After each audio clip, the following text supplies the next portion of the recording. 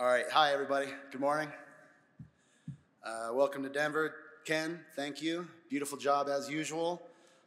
If you're a first timer here, which I know a couple of our panelists are, Ken just does a phenomenal job of pulling in all the local agencies. If you want to talk about multi-agency, really getting a feel of what's happening on the ground in a region, Ken does something that not many conferences do, where it really strikes, and you'll see it in the panel today, of just how multi-agency this is, how those agencies interact with one another, and how this is getting so complex as we move into the future.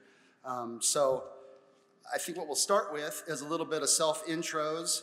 A very esteemed panel. I won't attempt to do their intros for them. They'll do them themselves. I'm Drew Olson, as Ken said. I'm with Procore Technologies. We have a love affair with the construction phase. And we're really dedicated to helping owners like these deliver this infrastructure challenge ahead of us. And I have the luxury of my job is to help Procore do more civil and infrastructure business. So it's just a wonderful thing that I get to do. I'm very privileged to do that. So let's do self-intros, and I'll tee up the conversation a smidge. You know what I mean? And this can be very conversational, not question and answer, and I just, yeah, it's great. Let's do it. Self-intros. You want to start down the far end, Angela? Might need to turn these on. Test. Test.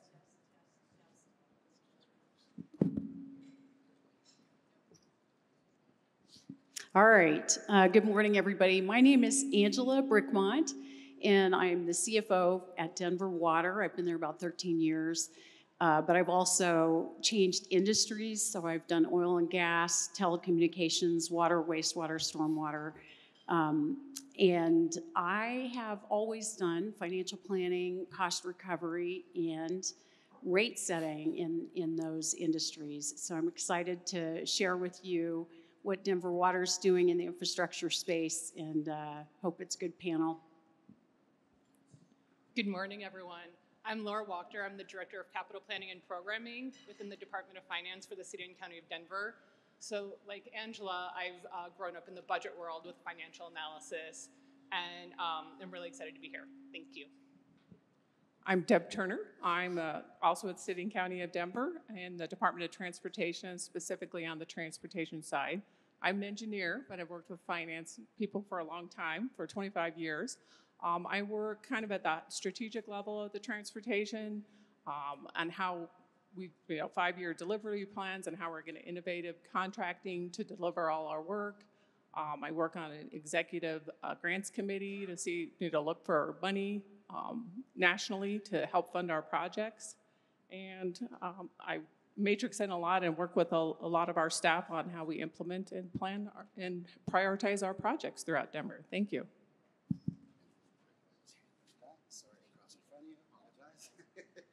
Hi, I'm Brian Oldham. I'm the Senior Director for Asset Management at Denver International Airport, typically called DIA. They're trying to rebrand it as DEN, have been for the last few years, but most people still call it DIA. So I have been involved with asset management and strategic business planning for over 35 years, and everything from water, gas, and electric utilities. This is actually my first foray officially on the public side. I'm very excited and having a lot of fun right now. And just started my first day of my second year at DEN yesterday. So I'm still pretty new to the public sector side. We are actually part of City and County of Denver, but we operate pretty independently. And so just to give you an idea of the assets, DEN itself is actually a little city on its own. We have 200 miles of underground piping. We have 300 lane miles of road. We have buildings. We have everything that a city has. And so I have the fortune and luck to be able to maintain and putting in all the programs in place to maintain all of that. Excellent. Congratulations on your 1 year. Thank you. Crossing over. That's right. Very nice. Okay, so just to think a little bit about the topic today, advancing infrastructure development in the Mountain States, evaluating investment programs and emerging trends is the topic. I kind of just went through the description and bolded a few things that sort of jumped out at me, what I thought the conversation would sort of lend itself around. And this is sort of how we discussed our prep call.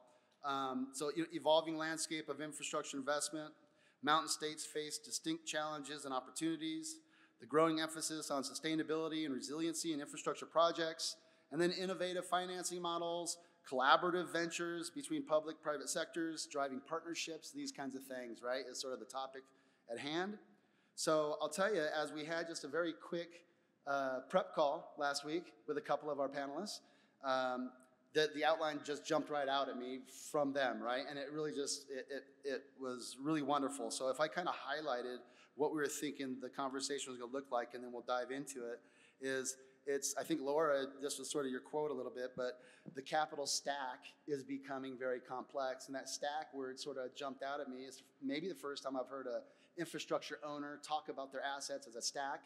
I talk a lot about it, and you hear about it in technology a lot, right? Like, understand the technology stack. Where do you fit in? This kind of stuff. So I just thought that was really interesting how just everything is like really coming together and we're all sort of talking the same language. But anyways, so the capital stack complexities of today and how those are changing what we're looking at. And then sort of how that complex stack is how difficult it is to now prioritize the right projects, right? Sort of comes out of that complexity of a stack. And how do we make those decisions? And then we'll get into just innovative solutions and projects, right? The fun stuff that you guys love to talk about. We definitely want to hit on that stuff, to do a knowledge share, which is a giant part of this conference. And then that sort of all brings together to do all those things is really driving different kinds of partnerships and how we all engage together and some of those types of things. Whether it's contractual or just consulting or whatever that means to you, it means a lot of things. So this conversation can go a lot of ways. Those are the four main buckets. We've got the absolute experts, CFO, capital planner, transportation director, asset management. I mean, we've got the whole life cycle covered here, quite frankly, plus the money person. So we got to keep her happy. All right, so let's start. Again, this is not going to be so question and answer. This is going to be a little bit just sort of dialogue amongst us here. So first, let's start with that first one. Maybe Laura, I'm going to pick on you first since it was your quote. The capital stack complexities stay, and anything on how the bill funding has changed the landscape, sort of just what that stack looks like. Do we have money? Do we not have money? Sort of, that kind of thing is what I'm thinking. Thank you for that. So previously, when we think of like capital projects, they were typically just single money, single source of funds. Today, not so much. I mean, we're talking about these really complex capital stacks. I mean, look at the 16th Street Mall. There's about 13 to 14 different funding sources going into that project. I don't know if you guys noticed the construction project going on. But that Colfax BRT also has about 14, 15 different funding sources. And I think of it like a puzzle.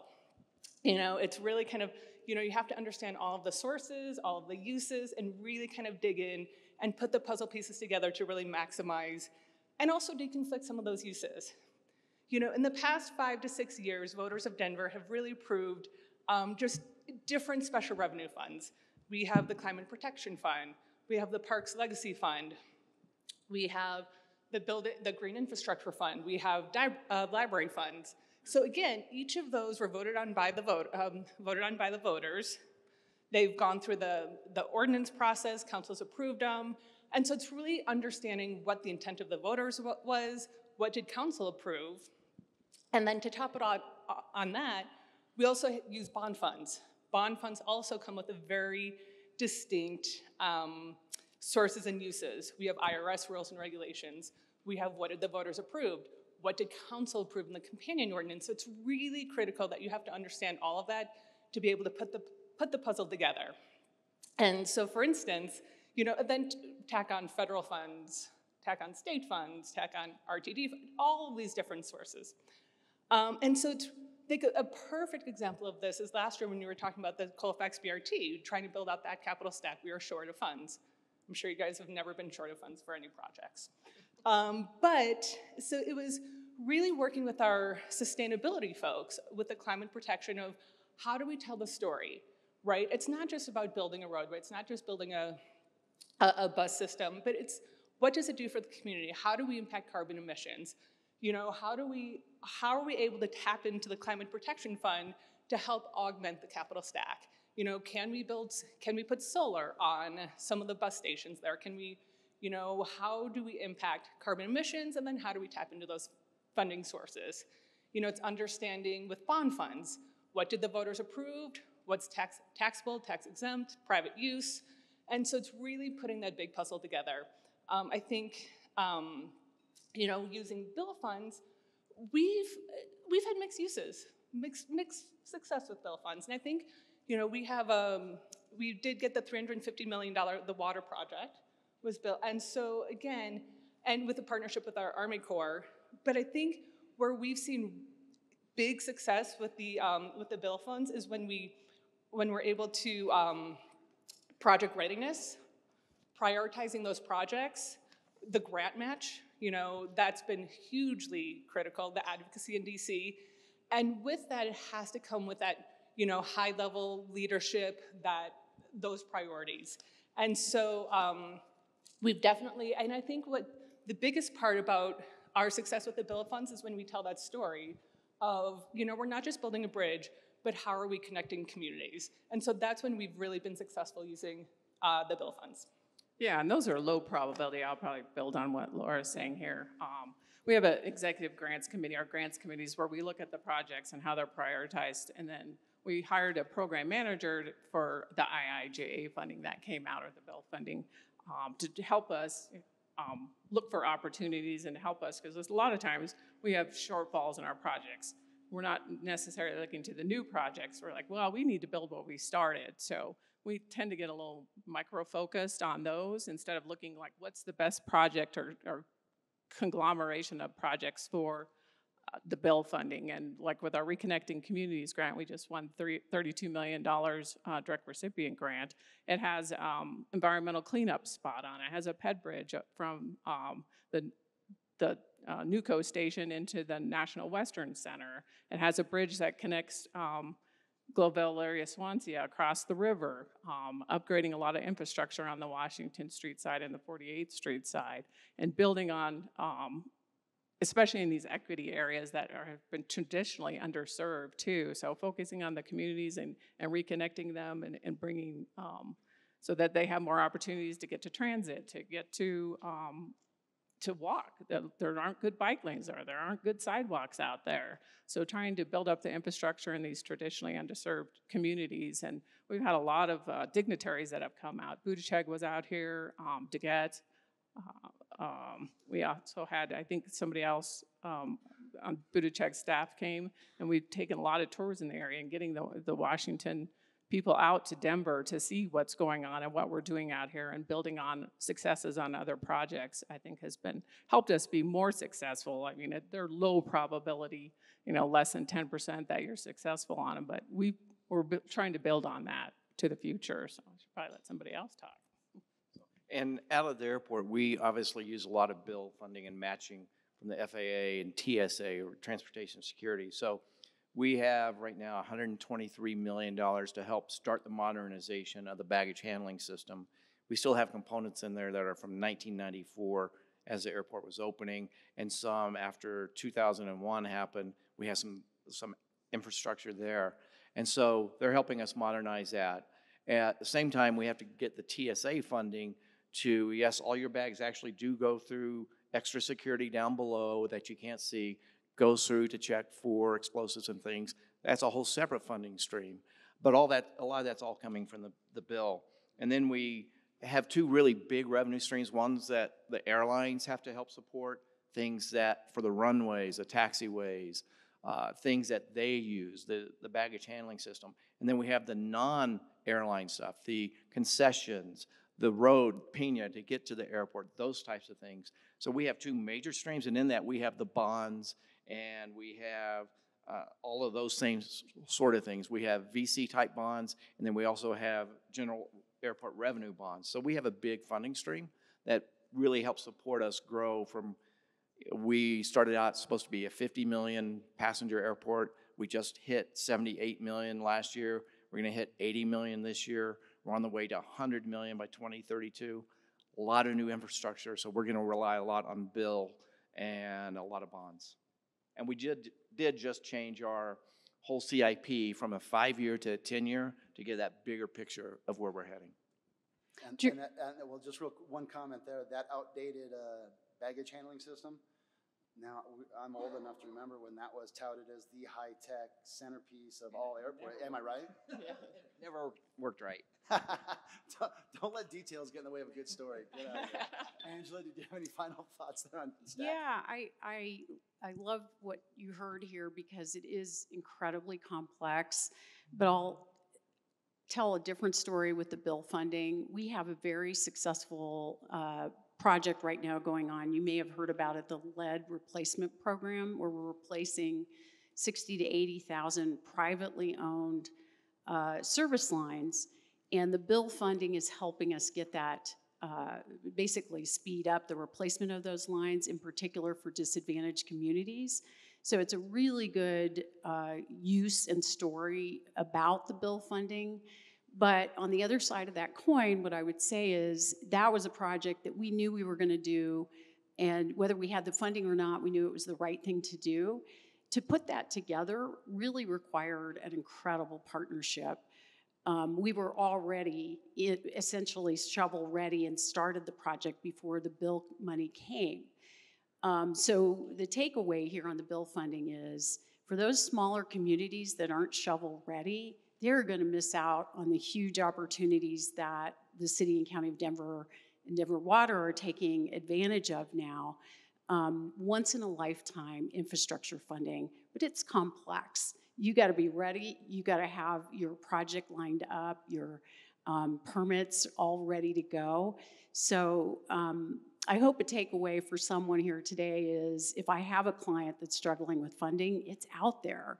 You have to be ready to go. That's great.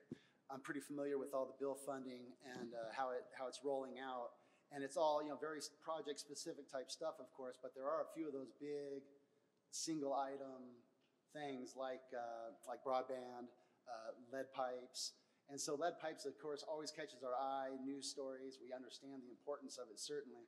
But I'm sitting there going, but what are we really doing? You know what I mean? Like, how are we, it's insurmountable mentally a little bit. So I'm really excited to hear more about that later.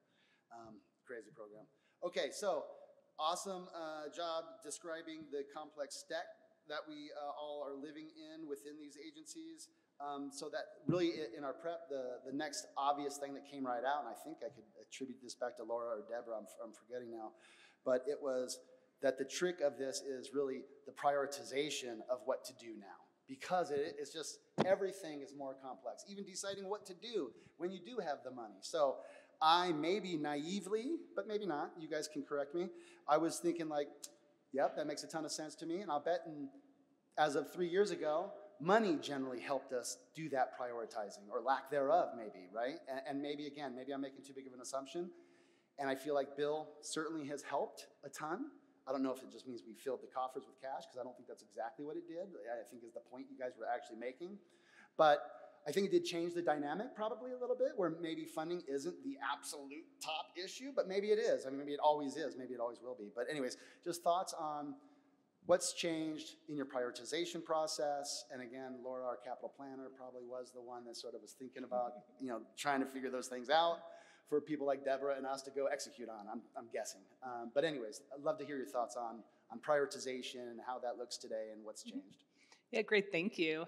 And it's been, I think, even more challenging within Denver, as a year ago we voted in a new mayor.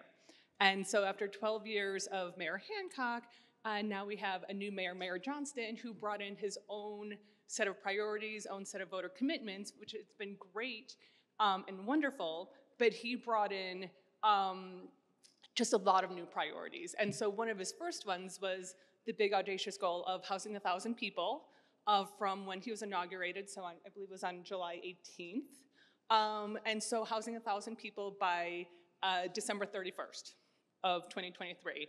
And so as part of that, you can imagine what that took. It took finding hotels, leasing hotels, building micro-communities. How do we house 1,000 people? What's the infrastructure needed? What's the maintenance needed for all of this? And we didn't have money for this, right? And so all of this was brand new as of July 18th. And so I think it really was those priorities and having to pivot really quickly. And so that was definitely just how do we pivot? And I think what the key point of that is, though, is really understanding the capital stacks, like I was saying before, understanding where we can plug and play for all of these others in-flight projects. 16th Street Mall, we're not just going to stop that. We can't just take money from over here to put it over there. It's understanding the color of money, and it's really understanding he has these goals. We're going to meet the goals, which we did. We housed 1,129 people in last year. But I really do think it's being creative, and it's finding creative solutions to meet those funding challenges. Do you want me to build on that? I hate to just go in the same order. Yeah, and with the new mayor, engineers, we can't sit in a different seat and we can't mix it up. You know no, what I mean? it's like That's all right. Trying to be open here. And the new executive director, who also had her own vision, and Amy Ford, but sidewalks and safety. Luckily, in the last couple of years, we finished Denver Moves Everyone, which looked at all the asset classes across transportation and really focused on the operation and maintenance side too, and how we build, because I work on the implementation side, so we're generally building new stuff, and we have the operation and maintenance people who have to maintain everything after we build it. So there's never enough money. We get a pot of money. Denver Moves Everyone identified like how much we would really need to maintain our assets in the current condition, let alone add new assets to that. So there's always a delicate balance there, and especially with resource issues as we build new things, most of our operations people are like, we don't have enough to maintain these. But taking Denver Moves Everyone, scoring on equity and resilience and sustainability, we prioritized all of our new projects, also our existing assets, and that's how we will generally focus our money as it comes in every year, and we try to balance. We have, probably anybody who parked here today, so your parking meters have gone up in the last couple of years. If you get a parking ticket, which we all have, I have too, and all that money goes into a special revenue fund, which helps fund the transportation projects in Denver, and that shift to multimodal and trying to get people out of their cars. We just the citizens passed a Denver Deserves Sidewalk, so we're gonna have a new $40 million revenue fund for that as well, that we have to stand up a new enterprise for as we speak, and then filter it into all our existing projects that are going on too. So it's very delicate. We have, a 10-year unconstrained list. We have, a 5-year list. We're working with the Department of Finance on a 5-year capital plan as well. So, which doesn't just involve transportation, but we're all feeding into it to look for future funding with bonds or other revenue sources. So, and at the airport, we definitely have criteria, and we're looking at two things. So, similar to the city, we got a new CEO 3 years ago and came up with the Vision 100 and the Operation 2045 plan. And that's the 100 million passengers, and then at the 50-year mark for Denver in 2045, we're anticipating around 120 million. How do we plan for that growth? And then how do we maintain everything? So we really have two streams of the capital funding. One is what's going to be new or major replacements for 30-year-old buildings or concourse expansions that if you've flown through Den over the last 5 years, you've seen a lot of the work at each of the concourses to expand. But then we also have a funding stream for really the assets that are there, that have been there. What do we need to rehab? What do we need to replace? And so we have different things for both of those. So for the existing assets, we are really now using the risk scoring. We've done risk scoring on all the vertical assets, all 30,000 of them, and now we're starting to move that to the linear side as well, so we can actually base everything upon our risk. And for the newer projects, we're looking at things like, do they help us grow? We include EDI in our decisions as well. We look at the safety, security, is it something for safety or the health of people, operational impacts. So if we want to put in a new runway, as we're looking at a new runway, where's the best place for that? We have to do all those studies that go along with that. That all feeds into our capital plan. So we have a lot of variables that go into whether it's a new project or an existing asset. And so each are separate, but we bring them together at the end for one big CIP.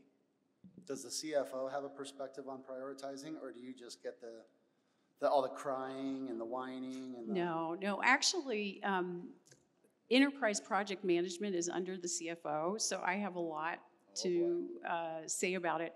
But I want to compliment my peers. They have a much more difficult job in managing the entire assets of the city. I just have to do water. But the added... Just water in the desert. You know, a pretty simple thing. I mean, water's not a big deal around here, I know. The added challenge for us is that climate change is here now. So you guys may remember that it was a little wet last year during the summer. Revenues for us were down $30 million just over 3 months. And that's not the least of my challenges. The challenge is what you said, that we're in an environment where the Colorado River is over-allocated. And so where will growth occur is a really important thing to be worrying about. 7 states have to share that precious resource. So rather than focusing on today, we really are looking out 100 years. How will people use water differently when we have a lot less to use? What businesses will come here? How do we service customers who maybe don't want to water their yards or want to use rain barrels? So the challenges that we're thinking about are really, how do we re-envision water in the West to continue to have a state that thrives and can grow? And that's really what's causing us, what I would say we're almost to the point where we have to do dynamic reprioritization of our capital plan as we learn more about what that means for the future. Great. I knew you were more involved than I was letting on. You don't just sit in the corner office? No. I didn't think so. I don't think that's really what a CFO does at a public agency. Okay, great. Really, really awesome insights there. And really to all of our consultant and contractor friends here, when you sit around thinking about how do I help that customer of mine really dive into their business, these are the things they're thinking about. These are the challenges they're trying to tackle. By the time it makes it out to a project or an RFP for us, we know it's happening, right? We're there to deliver a thing. That's critical. But as you're trying to up-level your business and thinking about how to help these agencies, right? These are the kinds of topics that we need to get more in tune with. Okay, we're doing pretty good on time too, guys. I'm really surprised. I do want to save Ken a couple minutes to try to offset anything else later in the day. But let's do a little fun talk now. So innovative projects.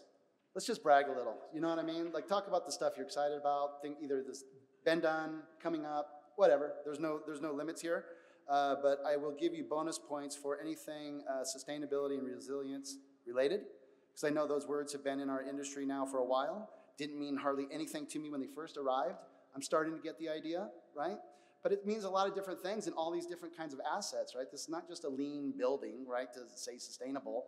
That's pretty understandable, but this is a complex monster. You're building a city here. So innovative projects, and if there's sustainability and resiliency, call it out so we kind of know how it's making it out into the wild. Do you mind if I start this one off? Please do. I was going to suggest that. There are so many projects, it's hard to pick one. We just had a new state-of-the-art treatment plant start treating water, their North Water Treatment Plant. We built it in a modular fashion, so 75 MGD expandable. And we did it with the challenge to our engineers and designers to go off grid. And it took about a week of silence for us to realize that that was too far. They actually got stuck with that challenge. But they have built one of the most amazing, I don't want to say you can run the plant with a push of a button, but it is extremely high-tech, extremely resilient, in a pretty unforgiving environment. We built that during the pandemic. There were threats of fire, there was crazy wind, there were snowstorms, there was the pandemic, but we were on time and on budget. I have another one that I'm really proud of, and that's our new facilities. When we were rethinking that facility, we weren't thinking about just re-putting up buildings. We were thinking about redesigning how we operate. So everything from, can we cut the size of the warehouse in half?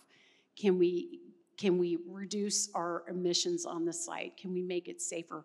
Can we rethink how operations and the administration work together by making it a welcoming work site? Can we actually make our employees healthier?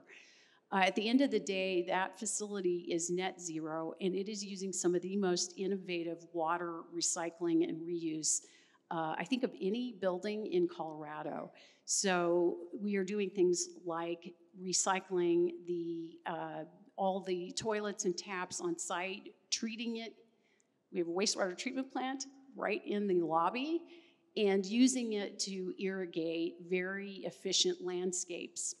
We're using one of our conduits to take the temperature off that conduit and regulate heating and cooling for all of the buildings on site. We've got a central utility plant. Now, we are not architects or building, we build things like treatment plants. So it really forced us to think about what kind of place do we want to build for our employees. And I'm really excited that we were thinking about that before the pandemic, because it is a place where our employees want to come to work.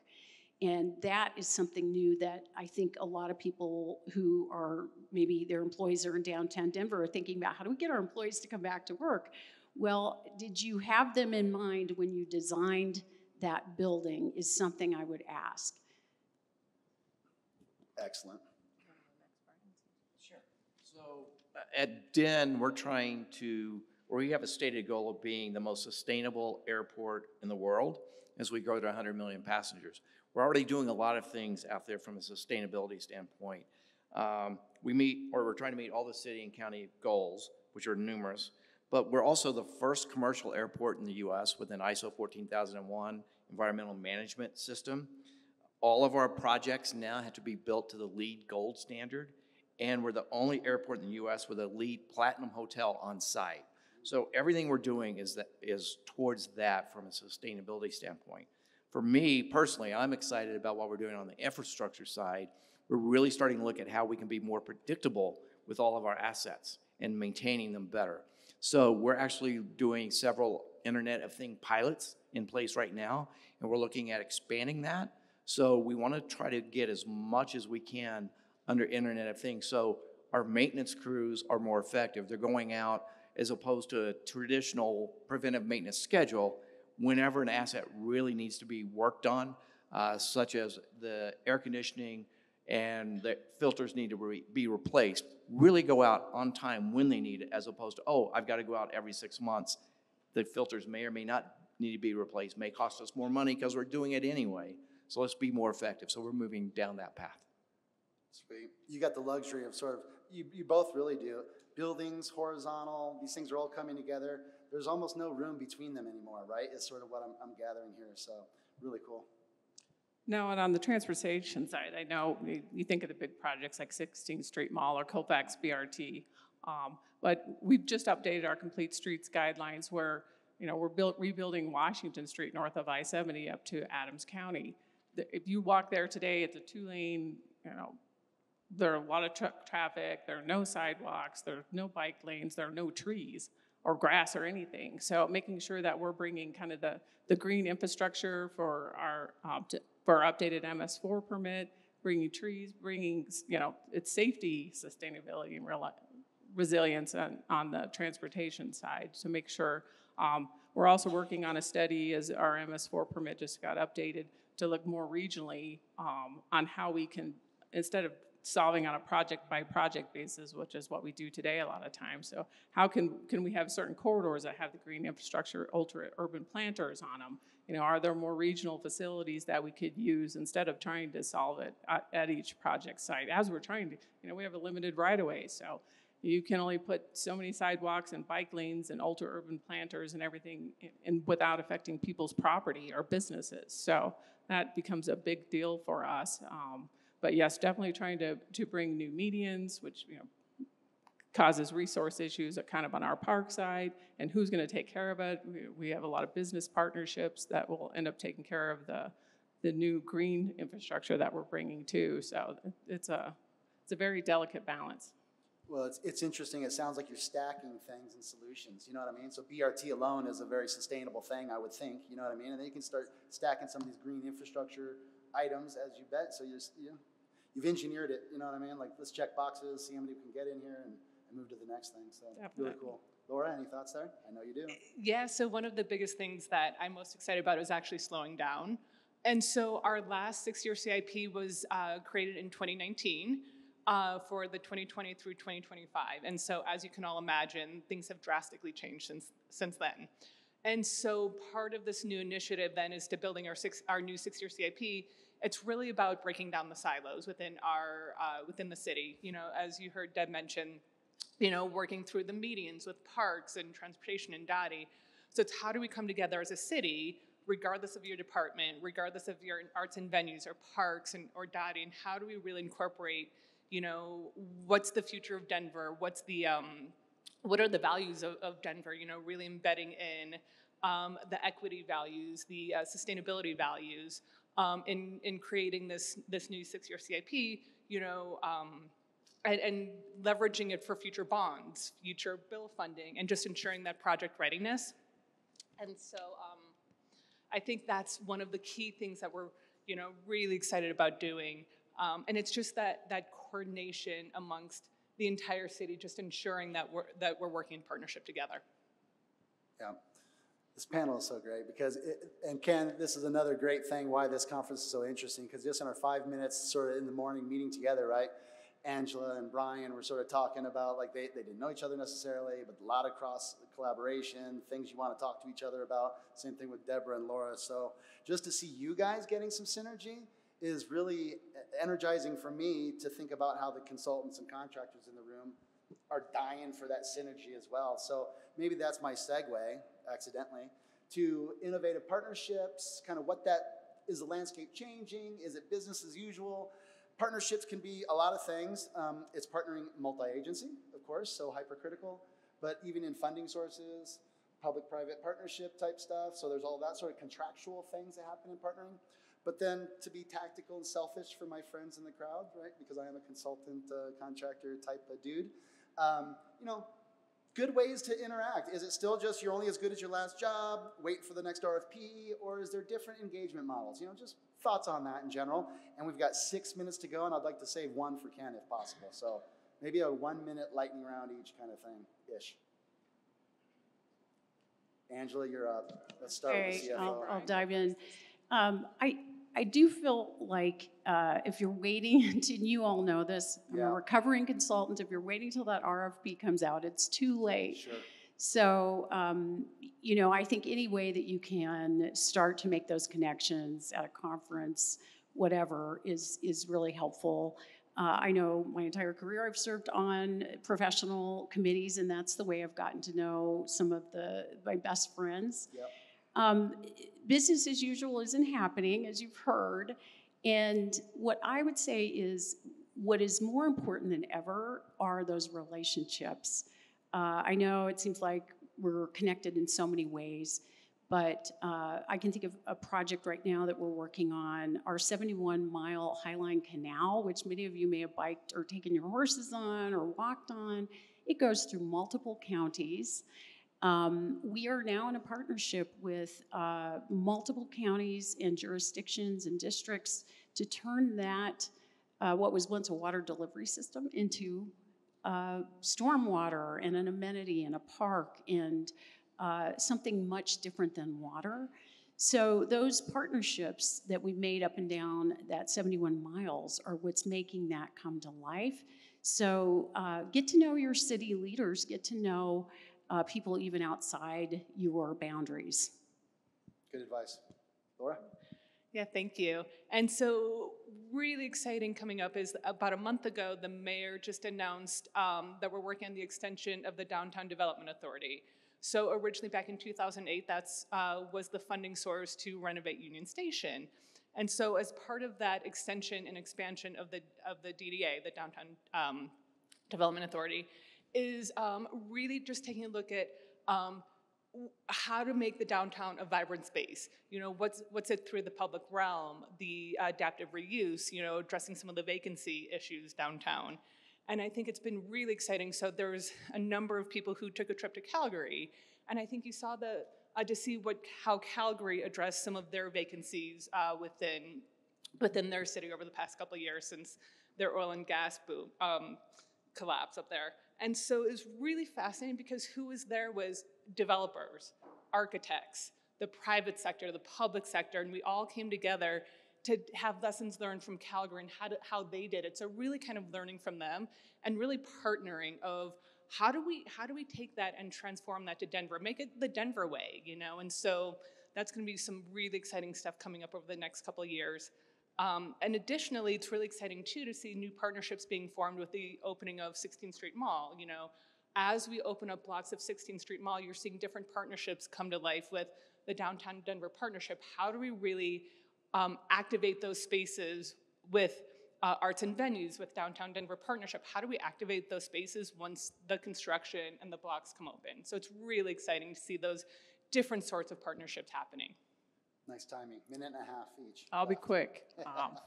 So yeah, I have to reiterate what Angela said and make sure you're meeting with the leaders and even the supervisors and the project managers on these projects. But with the passage of Denver Deserves Sidewalks, we're looking to start a master plan on that and working with the construction and professional services community on how we can deliver. The goal was 10 years.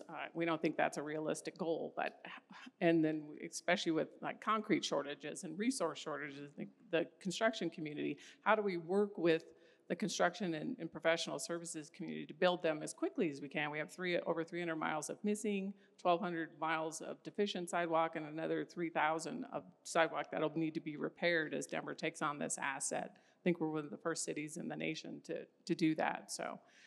We'll be learning a lot as we go along, and we do partner a lot with DEN and everything around the Pena Boulevard and in that area. We work a lot with Denver Water.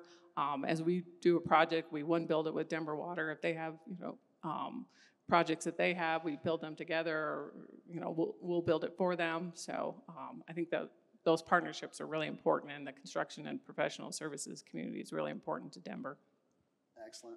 Brian, you want to bring us home? Sure. And for DEN, obviously we're under construction. We're going to be under construction in some phase for the next probably 20 years.